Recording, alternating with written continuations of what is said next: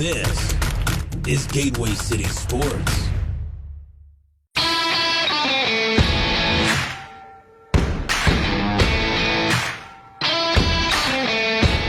Smith corks one into right down the line. It may go. Go crazy, folks. Go crazy. There's the drive. Way back. It might be. It could be. Yeah, it is. Swinging a high drive into left. Back towards the Craig. He's at the track. He has it. And the Cub is the world champion from 2011. A little bouncer slowly toward Bryant. He will glove it, throw to Rizzo. It's in time, and the Chicago Cubs win the World Series.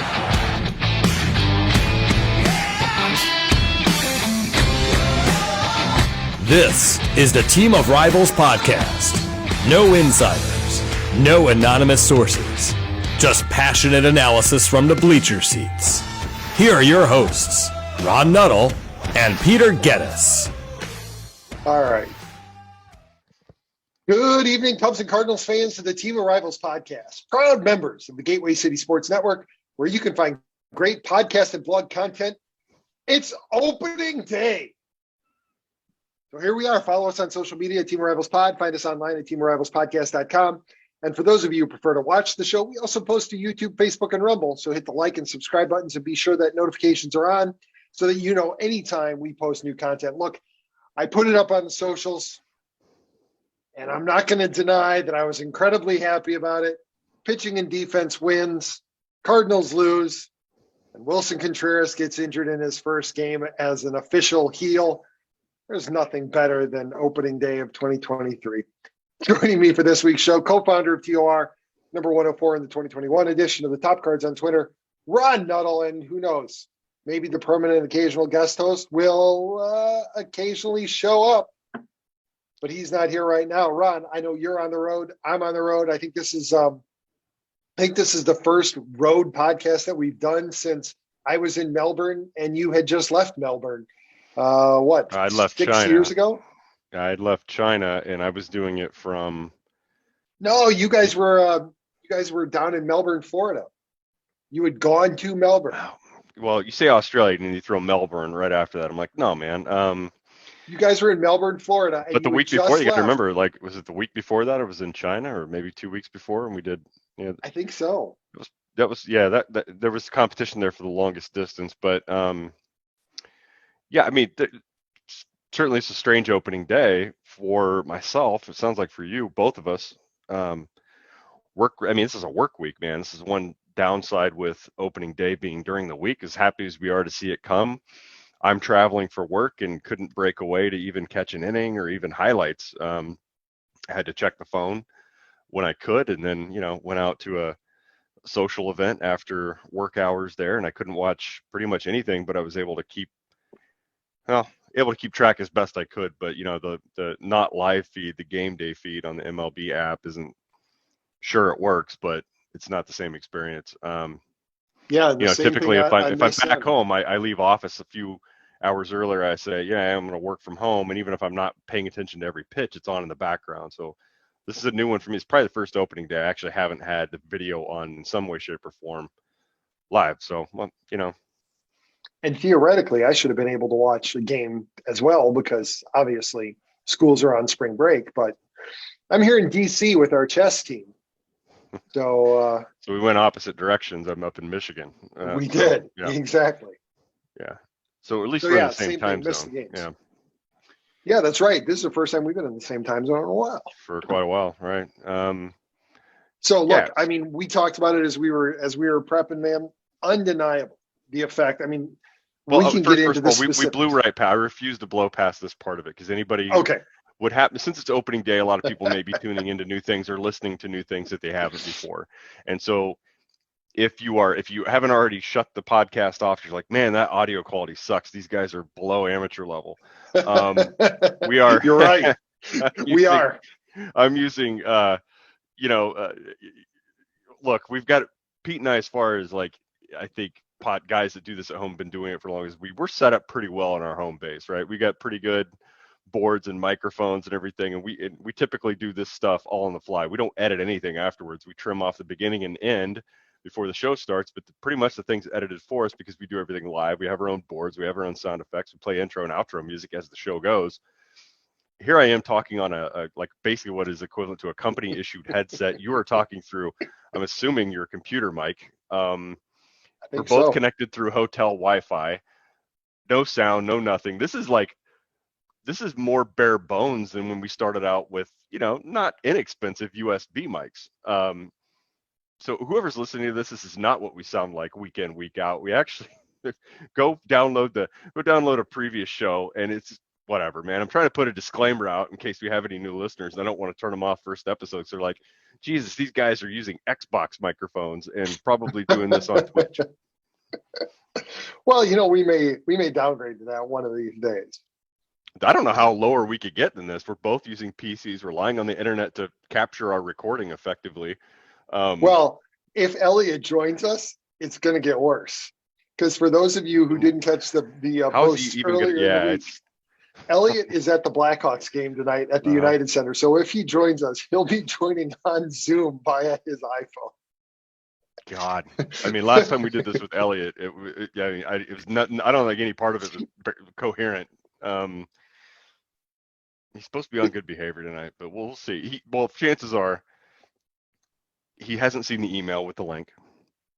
Right. He probably forgot it's Thursday.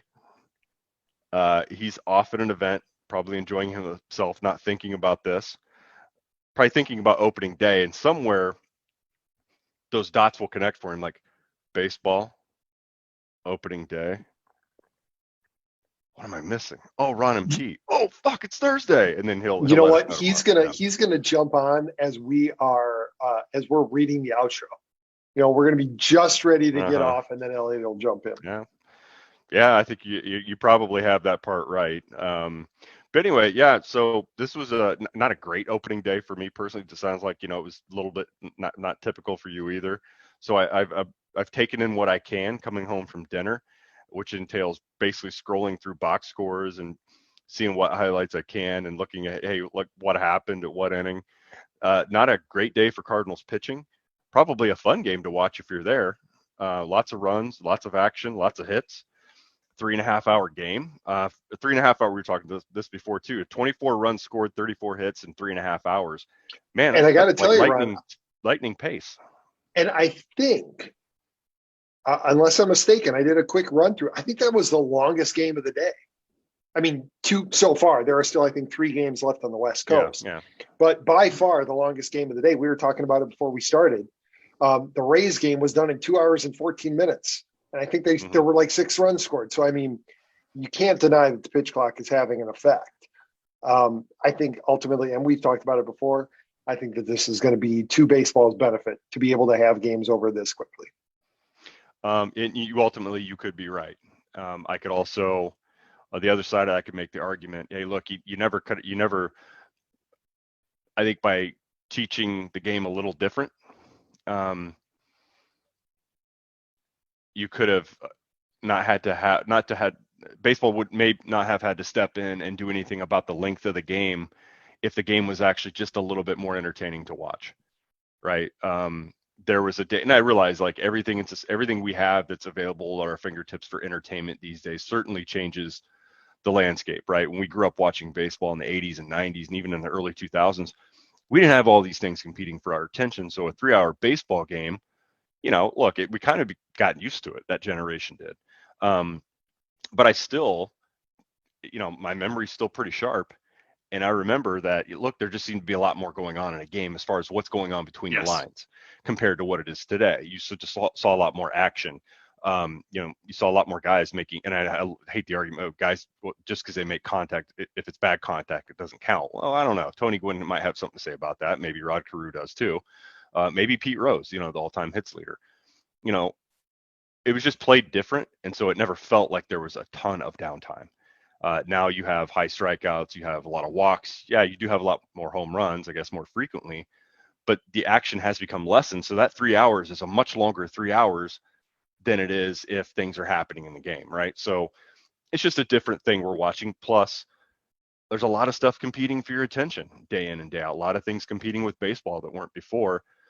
this may be, you may ultimately be right. This may be the good thing. Maybe baseball should only last for 2 hours, right? Or maybe you never would have had to do this if the game didn't evolve into the way it is today. But a rule cannot change that. A rule cannot make hitters focus on not just making like, Thor-like contact every time they swing, but just swing to put the ball in play. Maybe pitchers, instead of trying to throw their rotator cuff out every throw, or are more like pitchers. And so I don't know. This is old man arguing that I want my golden days back of baseball. No rule they're going to throw out there is going to change any of that stuff. So this is about the only lever they had. I'm sure they have a few more, like maybe firing bat boys that rate too low, or bat girls. But this is one of the levers that baseball could pull. And you're right. There's no denying that it's had an impact. You saw it in spring training. You saw it on opening day. So it could ultimately be a good thing, Pete. The older crowd will get a little frustrated by it. Max Scherzer will still hate it at the end of the year. But we'll see. Look, you got to experiment with these things to see if it's able to evolve the game in a positive way. I got to roll with the punches. Yeah, I don't disagree with you. Absolutely. My preference would have been for baseball to just be more exciting, right? For more to happen. I think that's really ultimately has been the thing that has killed baseball, has been the lack of activity, right? And we've talked about it. We talked it to death. But yeah, ultimately, I think that this is, unfortunately, it seems the only way to get that action back in baseball is to force the pitchers and the batters to get in the goddamn box, to step on the mound and actually throw a pitch. And I think that ultimately that's what's going to happen, right? And the measurement really, the metric isn't the clock. The measurement is what's happening in the game. And I would imagine, Ron, that when we were growing up, the games were significantly shorter, even though there was more going on in between pitches, because you didn't have these guys who were dawdling around, looking to do anything to avoid actually throwing a pitch. So, well, there were certainly pitchers that, if I remember the names correctly, I'm not going to, because it was a while ago and they weren't like household names, but you did have your pitchers throughout the league that did take forever. You did have hitters that had to readjust every piece of equipment before they stepped back into the box, like Nomar Garciaparra. David Ortiz took forever in between pitches. So you certainly had those things that happened, and now that wasn't fun to watch. But hey, I bet if you polled a lot of position players on the impact that this has made, I gotta say, man, I almost think position players should be enjoying this the most, because there's nothing worse. I've said it on here before too, than your pitcher out there just taking forever, and you're standing in the outfield or you're standing over at third base, just waiting what feels like an eternity every inning just to get back into the dugout, right? So you can take your at bat. So I would imagine position players are probably favoring this. I'd guess. I know as an amateur player, that was the worst. I couldn't stand that. A guy that was just taking forever, dicking around, throwing like 6 throws over to first base, that kind of thing. So I know different rule, but that stuff's frustrating in a position. Yep, I agree. So what do you say? Do we get into specifics?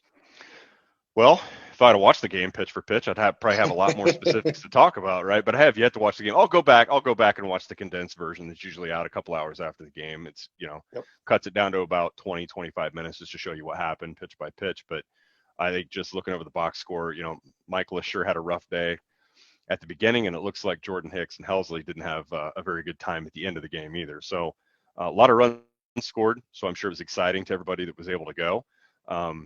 Rookie debut today was something pretty cool. I didn't get to watch it, but I was certainly watching it in the background on the game day app. Jordan Walker got a hit in his first at bat. We haven't talked since it was official that he made the club. At 20 years old, went 1 for 5, but still it's a debut in a packed crowd in Busch Stadium on opening day. That's, if there's I think any pressure on a young player or a rookie, when you walk into that territory where they're so passionate about baseball, there had to be some nerves and adrenaline and all, everything going on at the same time, everything, everywhere, all at once, right? That kind of thing. Speaking of rookie debuts, I don't know if you caught this, but what Topps did with Major League Baseball, pretty cool thing. All of the rookies this year, when they make their debut in their first game, they're going to have a special patch. Right, a rookie debut patch. I'm not sure exactly where it's going to go on their jersey, But then after the game, they'll take the patch off the uniform. They'll send it over to Topps, and Topps will turn it into a one of one rookie card for them that somebody, is going to be lucky enough to stumble upon. So somebody is going to get that Jordan Walker rookie debut patch that was game worn, right? They're going to go out, they're going to buy a deck of cards, and they're going to end up with what you would imagine is going to be a pretty valuable one-off surprise in their rookie pack. Assuming, obviously, that Jordan Walker or whoever else debuts this season goes on to actually become something. So we'll see what happens there. But I thought that was pretty cool. Yeah, the Cardinals, man. I have a feeling that Jordan Walker is going to torture Cubs fans for years to come. You're right. We didn't get to talk about it since it was made official, but I'm dreading seeing that monster at the plate, especially because the Cubs draft that same year didn't go nearly as well. So we're going to the Cubs pick up that year. Do you I say that well, year it was like 2020. It was 2020, right? So it was only five rounds, so it got limited. But who did they take? No, it wasn't 2020. I think Walker was picked up in 20. Was it 20? Well, gosh, it wasn't last year, was it? No, it was 2021. Was it 2021? I think so. There's been a lot of talk about who. Shortstop from Chicago who got injured. Blanking on his name now. All right, very good. Yeah, he went to Carmel. Uh-huh. Draft, and I know there are people screaming at the. That's why I don't doing it live anymore. We get our answers instantly via whatever social that we're streaming out of. Yeah. It was 2020, and it was Ed Howard. Oh boy, that was yeah, who the Cubs drafted. So, and the Cubs drafted Ed Howard before Jordan Walker went. So, and look, it's not the Cubs aren't the only ones who missed out. And you have way more stories about people who draft. I mean, the Cardinals drafted. I think I've got it right. Was it Pete Cosma maybe ahead of Mike Trout? That worked out well. Sure did, didn't it? Almost said Randall Grichuk, but that he was an Angel before they traded for him. But no, I think the Cardinals grabbed. I think I've got that right. I think Pete Cosma went ahead of Mike Trout. Nice. Well, obviously, my favorite part of Cardinals opening day was, to be fair, he went 2 for 4, and he threw out a base runner, right? So the expected positive aspects of the game that you would project that Wilson Contreras would bring to the catching game for the Cardinals. But the pitching didn't do so good today. No. And obviously you can't lay that entirely at Wilson's feet, but this was one thing that we discussed was what's going to be the difference with Wilson Contreras catching. Oh, and then he took a 103-mile-an-hour fastball from Jordan Hicks off the knee and had to come out of the game. So, yeah, I'm sure. Hopefully nothing serious there. But if you weren't used to that very often in Chicago, dude throws kind of hard. Yep. So I don't know how many innings or pitches he's caught behind the plate off that guy, but Hicks struggled today too. So did the Cardinals closer, picking right up where he left off last year. So concerning, man. I don't know. We'll wait to hear. There's no update on his injury. He had to leave the game, but I would expect Wilson either he's going to play a little bit hurt. He's stubborn. I probably expect maybe they don't put him in tomorrow, but I don't think he's going to go on the IL. I'd be surprised. Well, they obviously won't put him in tomorrow because Ron, tomorrow is our here we go. Yeah, agreed favorite day of the baseball season. Yeah, I'm completely removed out of my element here. Yeah, no, you're right. And I'm okay. I'm traveling most of the day tomorrow anyway, so chances are I would miss it. So I'm not going to miss anything anyway. Still, I still don't understand. I still don't see the logic behind having a full slate of baseball one day and then only 4 games the next. It makes no sense whatsoever. Allow yourselves to build some momentum, get into the baseball season before you start scheduling massive days off like this. Like, if you want to give 1 or 2 teams the day off, fine. But you're only having 8 teams play and 22 teams are going to have the day off. That's just dumb. There's no baseball fan in the world that's been waiting all winter, especially like the diehards like we were at one point. I don't really put us in that ring anymore, but we are. If we do a podcast every week, or we try to at least, we are. I know that, but I don't think the that winter wait wasn't as dreadful this year. It wasn't as dreadful last year, but it's true. I remember feeling that way. You wait all that time. You wait those last final 2 weeks. It seems to just drag on forever. These meaningless spring training games. Then they take 3 or 4 days to travel back to wherever they're going to open the year up. All in anticipation. You have that great for opening day, and then nothing. Yep. So by Saturday, we're going to forget about all this shit, and we're going to be right into the season, which is fine. I'm looking forward to Saturday on many fronts. We'll get to the final one later. The one I'm probably most excited about, the St. Louis related. I'll wait. I'll hold off. Okay. Well, we'll head north then. How about your Cubs opening day? It played exactly to plan. This is what you anticipated. If you were going to be, if you're a Cubs fan and you're buying into what they're cooking up, today was exactly what you wanted to see, right? I mean, 4 runs. That's for the Cubs. That's an offensive explosion compared to recent years. In one inning. But pitching and defense, right? Stroman went, I think it was 6 innings, got 8 strikeouts, turned a couple of double plays. The defense looked good. I mean, this is exactly what you are hoping for if you're buying into the model that the Cubs are trying to put forward, that they're going to center themselves around pitching and defense. The new big name additions really for everybody had it pretty well. I mean, Bellinger didn't look like he had a great day, but Swanson certainly made a statement, right, on day one up in Chicago. He did. And from what I read, Bellinger had some solid contact. He just, he didn't hit it where they weren't. So we'll see. And obviously solid defense in center field is, I think, more important to the Cubs than, Bellinger returning to his MVP form. But, a little anticipation on what's going to happen for the Cubs in right field, because obviously Seiya Suzuki is coming back soon. There was some question about how long he was going to be out with his strained lat, but they chose to keep him on, and supposedly he's going to be back probably next week. So they'll limp along for this first week and hopefully build a nice big lead on the NL Central, because everything is right in the world. The Cubs are in first, and the Cardinals and Brewers are tied for last. Completely argue the other way around, but you know what? It's coming very close to my predictions that apparently caught the internet on, or at least our corner. Well, I didn't want to go there yet. I was holding off week. on that. Yeah. No, you.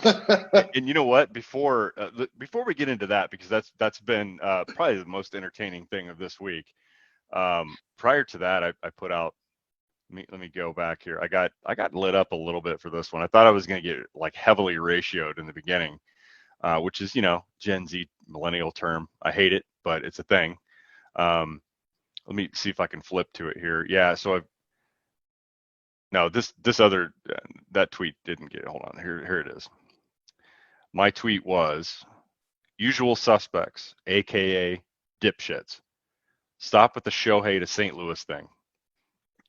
He's not coming here just because he and Newt gave each other hugs. Doesn't mean St. Louis has $45 million extra a year they're willing to spend.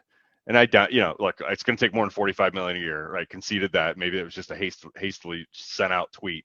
I just had enough of we see it every year. I'm sure all clubs do it. Cardinals fans on Twitter are, I think, exponentially worse than most. Newt being on the Team Japan, having a friendly relationship with Shohei Ohtani, this, in his walk year. You saw it coming, right? You saw the same bullshit when Bryce Harper was a free agent, people photoshopping images of players in the uniform they want to see them. And I get it. And like people make the argument, oh, it's people just having fun. Well, guys. No, they're getting their hopes up. How many years are you going to do this to yourself? Like how many years are we going to continue to see this crap happen? It goes back farther than even Mike Stanton, but there you go. Another Giancarlo Stanton. Sorry. It's just another example of Cardinals fans doing this to themselves. It's not going to happen. Could they pull off some type of deal? Try to pull their, I don't know, try their, old revert back to old tricks and trade for somebody, get them in there. Hopefully they fall in love with it and give the Cardinals a realistic shot at retaining them long term. I just don't see St. Louis even getting into the wheeling and dealing on this. I think it's a It's a long shot. The asking price for a star like Shohei Ohtani is going to be, how much more is that going to be than even a Juan Soto deal, right? Like if Washington wanted top 4 or 5 prospects, what do you think somebody's going to be asking for Ohtani? They're going to be asking for the moon. I don't care what kind of control Soto had. They're going to be asking for everything. So Yep. I just, a deal like that, one, it's a long shot. Retaining him is an even longer shot. So I was trying to do the Cardinals fans out there on Twitter a public service.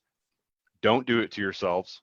Just don't do it. I don't care if you claim it's fun. I see the spiral you guys are falling down, and yeah, I got lit up a bit. Well, there's some decent takes on here, but there's a lot of sorry, people are having fun, you clown.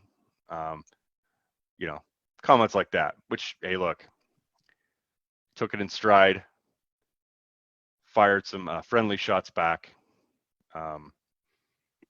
What can I say? That was my little bit, and that was a week before that. That was my little bit of Twitter, and I haven't been very active on there, but I see shit like that, and I feel like I've got to do something to try to save a couple people from doing this to themselves for the next 3. I mean, Ron, I 3 got to to tell 6 you, months. I was happy to see you do that, to stir it up a little bit, because I want your fellow Cardinals fans to get excited about Shohei Ohtani, because I just get annoyed with it. I get annoyed with it in my There's- feed, and that whole for you thing, instead of following, it always defaults to for you. So these aren't necessarily people I follow, but it's topics that Twitter sees me follow, Cardinals related. And so when I scroll, it's all I saw during the World Baseball Classic was that kind of crap, and I just got fed up with it. I can't save them all, Pete. I can't even save a small fraction of a percentage of those idiots out there. I don't want you to save them, Ron. I don't want you to save them, Ron. But I will tell want you, to drink their tears when you're going he to be doesn't drinking go some. to You're going to St. be Louis. drinking some of your own tears, because there's a lot of Cubs fans that are doing the I know. exact same thing. I know, and there's just not as bad. I will admit, I haven't seen as many of them, but I've seen them. Yeah, and you know what it is? Chicago, hashtag Chicago. Yeah, you know what it is, though? The reason, and it's not excusing it at all, the reason that Cubs fans are doing it is because they were a finalist the first time around. And so I think that Cubs fans are convincing themselves that Ohtani is going to see that the Cubs are a team on the upswing, and that he needs he almost went there the last time. And so now is the time. He's not, we all know he's going to the Dodgers. It's just, it is what it is. You're probably right. I think it's going to be either East or West Coast. It's either the Dodgers and or likely, the I'd agree. I'd say likely it's probably going to be West Coast. So, I mean, ultimately, none of us know, but I do think the Chicago fans probably have a lot better shot than I think St. Louis does, but still a small percentage of that happening versus something like LA, right? So, especially, and this is for more heartbreaking once. for Cubs fans if it doesn't happen. So I think there's a more realistic chance for the Cubs to be able to do that. Cardinals fans just should fucking know better. Yeah, but I don't know that Cubs fans have their hopes up nearly as much. I think especially, well, I don't know. I would like to think that that there are going to be Cubs fans who are going to look at it and who are going to say, hey, you know what? We got a bunch of but here's where you get too tied to them. We got a bunch of potential outfielders coming up from the minors. Do we really want to tie up $500 million into a guy who, yes, is the baseball unicorn? But, I mean, we barely have, yes, there are upgrades that can be made to the outfield, but we barely have openings in the outfield now for these guys who are going to be up in the next couple of years. What are we supposed to do when we're paying a guy $50 million a year and you've got Alcantara, Crow Armstrong, Canario all banging at the door looking for playing time, right? You're going to end up having to trade those guys, and they're far more valuable on a rookie contract than even Shohei Ohtani is getting $50 million. Well, even if you go, hey, look, we can pay that guy and split up. One of the arguments, and it's not a bad argument, I don't think. Hey, you're really paying for 2 players here, right? So yeah, is he worth 50? Is he worth 55 and all that, right? I get it. It's not a terrible argument. But even if you split that in half, right, and said you're going to, let's make it easy, say 60 million, you get some astronomical deal. because of the star power, right, and all of that, the prestige. Right. You split it, 30-30. Consider you're paying a DH position player $30 million to bang out some home runs, which we see. We see it happen. We see pitchers get well over 30. How much more? And this every team faces this, right? It's not unique to the Cubs situation. The Cardinals face it all the time. It feels like for that major league minimum salary or that player that's 1 or 2 years in. Yep. If you can get 80% of the offensive production you could get from Shohei Ohtani and give that person $20-25 million less, that's what every team wants to do. Right. Especially because and Tom Ricketts actually addressed it in an interview this week. The big market teams know that when they're signing these huge deals, they're doing it because they think that they are right on the cusp of breaking through, and they're willing to eat the bad part of the contract in years 7 through 10. Yep. Are the Cubs at that point, right? I mean, if anything, you could argue that the Cardinals are much closer to that point, to where getting Ohtani may push them over the top and make them a serious contender. The Cubs aren't at that point right now, and they won't be at that point next year, most likely. So are you really going to commit those kind of dollars and essentially waste $50 million while you're waiting for the rest of your organization to catch up? I don't see it. And from the Cardinals standpoint, I mean, and this is for once to not make fun of the size of their market.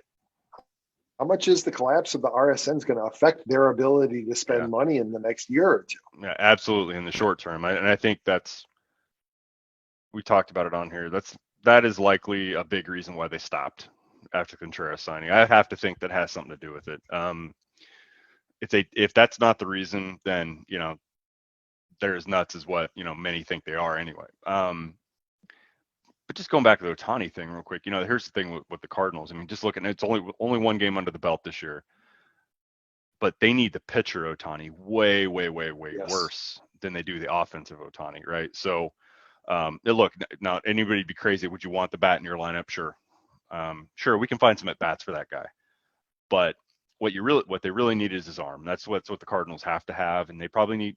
You can have Ohtani, you probably need another one, to be honest, right? Because you're going to get pushed over the top, right? So they need half of him, and unfortunately, I don't think if they could swing a deal where he could maybe he could DH for Chicago and then pitch for St. Louis, they could split the deal there, right? Although honestly, Ron, I think you're right. That's a astute point, man. I think that the majority of teams, that 50 to 60 million that he's going to get, the majority of that money from most teams' calculations is going to be as a starting pitcher, because that's where he's going to generate more value, right? I mean, you look at if Verlander and Scherzer are going to be in the $40 million range, right? Short-term deal. How is he? Yeah. But still, how is he not worth that to you? If he can give you 20 to 25 starts and continue to pitch the way that he has, he's worth it. And then the bonus, I mean, if you take that calculation, then getting an outfielder for 10 to 15 million who can put up the kind of numbers that he does. Yeah, you can convince yourself into, hey, this is a realistic deal, right? Like, and if you compare him, if you compare him with a rookie who covers one of those other ones, right? Either a rookie pitcher or a rookie outfielder that you're bringing up, you put the two of those together, well, then you really are looking at two $25 million contracts. That's worth it. 100%. That's worth it. Somebody's going to do it. The money will be there for him from a lot of clubs. Ultimately, it's up to him on just where he wants to go. What he wants to do in the near term, who has the best chance to win. If that's important to him, that might be where he lands. So, but the problem with the Cardinals pitching is they need more than just him too. We're going to see that play out. Been talking about it long enough on here. Not going to bore everybody with it. It's been if I have a worry in their entire roster, it's with the staff, right? 80% of my worry about pitching all falls on starting pitching. I worry a little bit now about the back end of the bullpen. And the bullpen. I can't wait to hear your impressions after you watch the condensed game today, as far as how Michaelis looked. Because I mean, obviously, we discussed it before. You guys are already starting behind the 8 ball with Wainwright on the IL. So we'll see how Flaherty can bounce back and make his debut on Saturday, I guess, right? Maybe we see a little bit more from him. We're going to need it. When Miles Michaelis is your opening day starter, you're number one on the staff, you know you're already in trouble. And that's taking nothing away from him. I think many clubs wouldn't mind seeing him in anywhere from 3 to 5, right? To kind of round out pitching there. But when he's your ace, it just tells you, oh God, we're my 4 and 5 guys now, right? That's not comfortable. You guys really need. It wasn't comfortable with a serviceable Adam Wainwright in the mix either, and he's out. So. Yeah, I mean, ultimately, really, Flaherty really is that wild card for you guys this year. Yeah, need a lot from him. I really need him to step up, and it's an incentive year for him. Like, he wants to perform this year because he wants to be able to go wherever he wants and make his money next year, right? And he doesn't want to have to take a short-term deal continuing to climb back to form that he was in 2019. So big year for him. So all the motivation anybody should need is right there in front of him right now. Just how well can he perform? I just hope that the Cubs don't pull the reverse spite move, the reverse Dexter Fowler, and sign Jack Flaherty in order to get back at you guys or Wilson Contreras, because Dexter Fowler didn't work out for you guys. Yeah, there's one coming. It's going to be a back and forth thing, I think, a little bit. I would not take that off the table, nor would I be surprised. I think somebody, if it's not Flaherty, it will be something at some point in time here in the near future. Maybe a Paul Goldschmidt. I think he has a couple years left on his deal. Maybe they just bring him in for a year or something. Just a kind of a Lance Berkman 1-year deal, and just maybe he stings them for 1 year. But it's bound to happen. So we'll just sit back and wait for it. So we're getting close to the end. So let's get into it. Your favorite part of the week. Oh, well, a couple of them, but the most entertaining was, look, we were asked to give preseason predictions, for the National League Central, who's going to finish where. And if you've seen the tweet go out from Gateway City Sports, we quote tweeted it, sent it back out. Everybody's pretty much aligned, almost if you run up and down the columns, everybody was pretty close. They might have flip-flopped Cincinnati and Pittsburgh. I was completely on board with everybody. Then you get to the one jackass down near the bottom of the list, and you see complete reverse order. Cardinals finishing dead last. And then what did you have, the Pirates or Reds finishing first? I think I had Pittsburgh. The Reds going first. Oh, did you? And then the Pirates. Yeah, so you got a lot of worry out there. A lot of, there was a healthy amount of activity around that one in Gateway. At times can, baseball's not always a focus there. They do a lot of different sports here, and just read some of the highlights, and these are pretty good. That was some fun, man. I gotta say. This is from Facebook. Pete needs to get checked for CTE. Okay, fair enough. Pete put the pipe down your high. Pete overdid the meth again. Tell us PD Pablo is a hater without actually saying it. Find it funnier that Pete also thinks the Cubs will also suck. Pete's on drugs. Yeah, I appreciate the simplicity of that one. There seems to be a theme, Ron. Does Pete sell hot dogs at the Great American Ballpark? That's because you had the Reds first. Is Pete familiar with Major League Baseball? Yeah, he had one there. Like, what was it? The Maritime Labor Bureau. That was your comeback. Pete has jokes. Where is it? Bad. These are just people that don't understand you're kidding. Bad take, Pete. And the thing is that I haven't put out here yet, but I will. I'll put your real prediction out, but I chose to send in your smart ass one instead of the one you really thought, which was pretty much aligned with everybody else. Yeah, exactly. What I find hilarious is that, it seems like nobody got the joke. No. All you had to do was look at it and say, oh, he's clearly fucking with everybody. He's in agreement with everybody. Nope. They just saw it and they just read it. Like, really, would a Cubs homer pick the Cubs to finish third behind the Reds? How many people on that maybe baseball's not their thing, but it's opening day, so they're paying attention to it, don't know that the guy icon surrounded in blue isn't a Cubs fan. If you zoom in, you can clearly see the World Series logo on your hat, but whatever. Those are just details that the internet doesn't like to pay attention to. They just want to read the headline and then yell at it. I got to tell you, it was fun though, coming up with some of those comebacks. Just figuring out how to respond. I've stepped away from social media because it feeds a bad part of my personality. But it was definitely fun there to lean into the trollery and Well, I and had to come do up that with with some my. terrible things. I had to do the exact same thing with my Otani tweet. You know, the guy that said, "Hey, if we're having fun, clown," I tweeted the picture of a drunk Ronald McDonald on a couch that said, "What the McFuck you looking at?" You know, like you just you do that, you usually shut people down pretty quick. You know, say, "Okay, well, this guy's obviously just messing with us," but I don't know, Twitter. Yeah, I admittedly I was a little bit disappointed that I didn't get more people playing along with me when I started coming back with the Maritime Labor Bureau. Yeah, that might have been. But that required a lot of thinking for people, and I don't think anybody was up for it. The Facebook comments are always in this rare instance here. I'd say Facebook won in the response category over Twitter. Although the Facebook comments, not a lot of creativity in that they kept going down the drug steam like Pete's high. There was, I did appreciate somebody had Pete checked for CT. I like that. Well done. Yeah. But just reiterating the Pete's on drugs by choosing a different drug. Well, that's the beauty about Facebook. You don't read the other comments to see if you're That's right. You just if it's already been said 32 times, you're going to say it anyway, right? Like that's why Facebook wins this one. One, because Facebook is exactly on brand. Baseball fans out there on Facebook, yes, exactly on brand. Exactly as I've branded you over the last 6 years. You came through. You didn't pay attention. You didn't get the joke, and you just yelled in the ether, into the universe. Nobody heard you. That's fine. That's perfect. Yeah.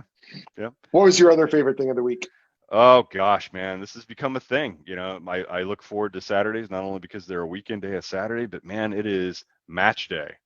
St. Louis City 5-0. That is my wife and I have watched every minute of every game on the big screen, and it's been quite entertaining. Got a couple jerseys on our way for this weekend. Hopefully they'll get here in time. Yeah, we're 100% into it, man. It's been really fun to watch.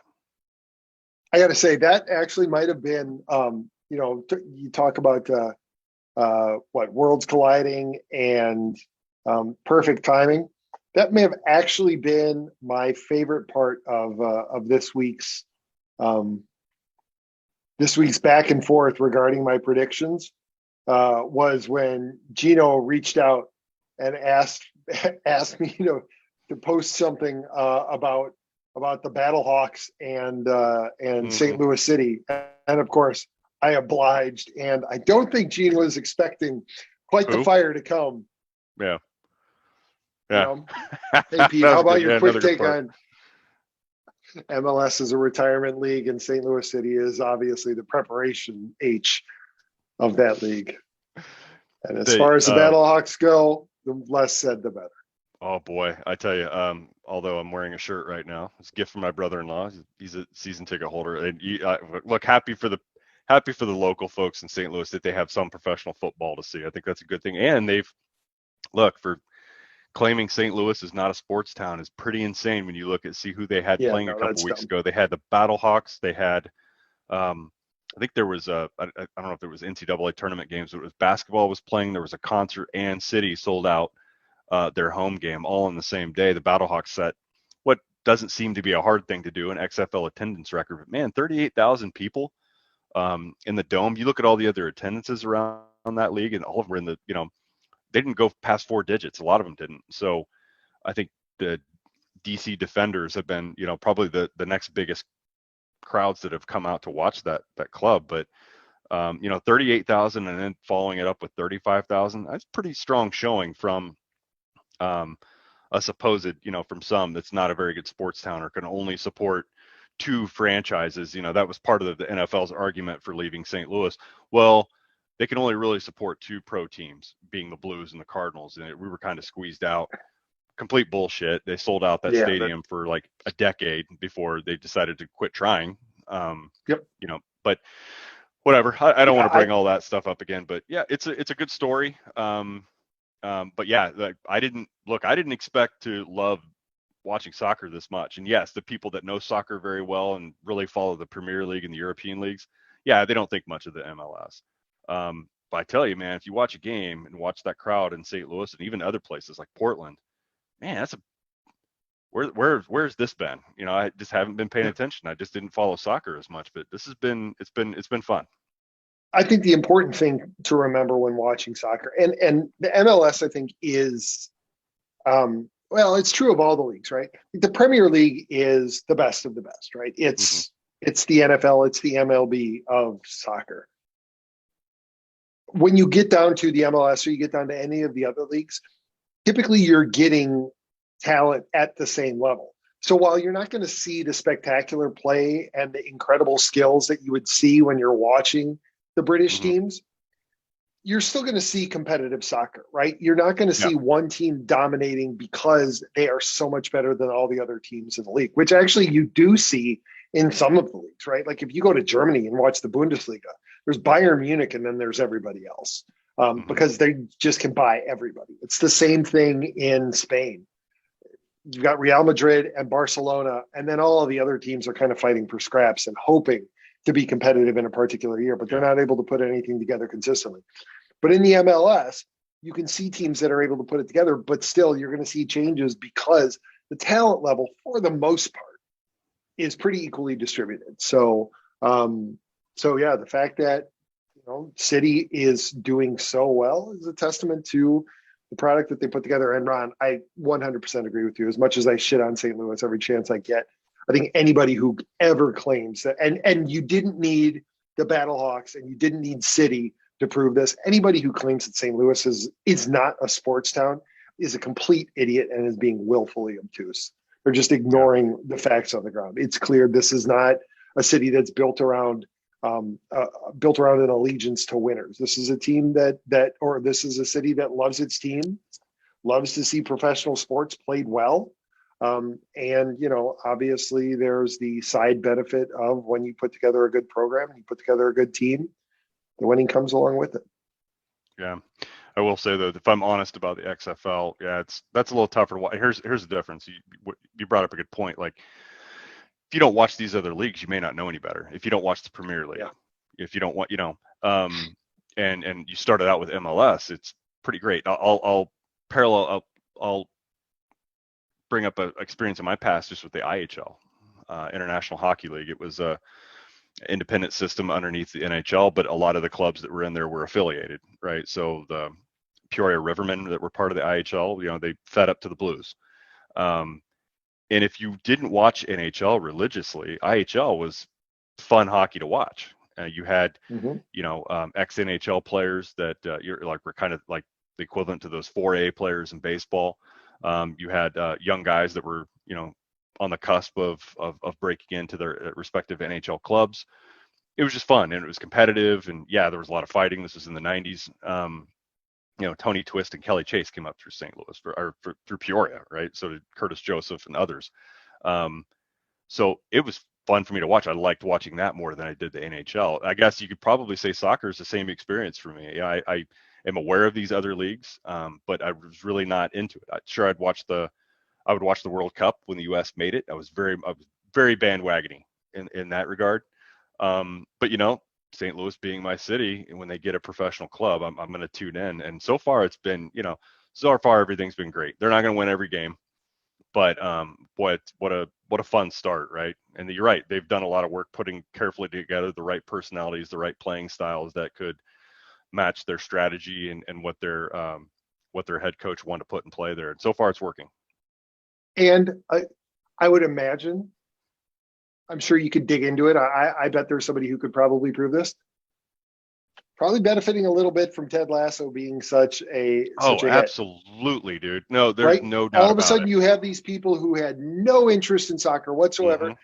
They're locked in their homes. They're stuck watching Apple TV. Here comes this charming, endearing comedy about soccer that really doesn't show that much soccer being played. No. And the soccer that it does show isn't realistic or good, but still gets you at least intrigued. And then all of a sudden, there's a new professional soccer team in your backyard. It does show you enough to get you interested in it. How that's Absolutely. Run, right? How different it is compared to the American sports that you grew up on and you were used to. And it's not just growing in St. Louis, right? I think they've got 29 teams now, so it is a growing league. There is a lot of growing interest in it, and I have no doubt, Pete. I think you're absolutely right. A silly little show like that's running on Apple Plus as well as the MLB or MLS Pass. Right. So, hey, look, if that was a strategy, man, they're genius for pulling it off that way. But They're killing it. yeah, they are. And Ron, got my I don't money. know. This might not be a bad way to wrap things up. I don't know if you're aware of this. I'm sure I've mentioned it before, but one of the stars of Ted Lasso was at Illinois State. He graduated by the time you got there. Okay. He graduated by the time you got there. But I was in the theater program with Brendan Hunt, the co-creator, Coach Beard. He was at Illinois really? State. I think it was my first 2 years that I was there in the theater program. So, yep. I'm Coach sure he Beard. would not Who doesn't remember love me. Coach Beard on that show? Exactly. I've got to catch up on this week. So I got a lot of catching up to do. A lot of shows. Pretty good episode. So, yep. Okay. Pretty good. I'll definitely check it out. I'm probably gonna have to wait till I go home though, because that's one of the two things my wife and I will willingly sit down together and watch these days, because our tastes of, we're doing this thing where we've veered off different directions as far as what we want to spend our time doing at night as far as entertainment, right? But I'll say that Ted Lasso and MLS has kind of brought us together for at least a couple nights that we'll do that. We just don't do it as much anymore. Well, and now you got 161 games that you can bond with each other. Now that we've wrapped up the opening day of baseball. She won't do that. She won't do that. She'll sit down and tolerate a game every once in a while. Playoffs, she'll tune in a lot more. But yeah, no, it won't be 161 games of marital baseball bliss. Well, one can hope. And with that, if you enjoyed this episode, don't forget to comment and subscribe. And if you want to help spread the word, please give us a 5-star review and tell your friends to do the same. We're available on Apple Podcasts, Spotify, and wherever else you listen to podcasts, as well as Rumble, Facebook, and YouTube. Be sure to check out the other Gateway City Sports Network podcasts, including the Derek King Sports Show, That's a Winner podcast, Talking Sports in the Bleachers with Don Glenn, 2 for 3 with Moose Michaels. Is XFL STL back? Yes. Hey, there you go, XFL STL. And you can find Elliott on Twitter or at the Blackhawks game. But you can find him on Twitter at TOR_Elliott. You can find Ron at TOR_Ron, TOR_Ron75. Get in touch with us at the show at teamarivalspodcast.com or on any social media channel at Team Arrivals Pod. That's it. Ron, opening day is behind us. Here's to the Cubs going 162-0 and the Cardinals going 0-162, and Wilson Contreras spending the rest of the year on the disabled list. Wishing for a guy to be injured. How dare you? What kind of depths have you stooped to? It's too late. He's already injured. I'm wishing for him to remain injured. All right, fine. Hey, look, he's the one who chose to go full heel, not me. All right, fine. Hey, thanks for sending us out of here, Pete. Tune in next week when we actually are on. We sound like we're on professional audio. But until then, we love you all so much. Bye-bye, everyone.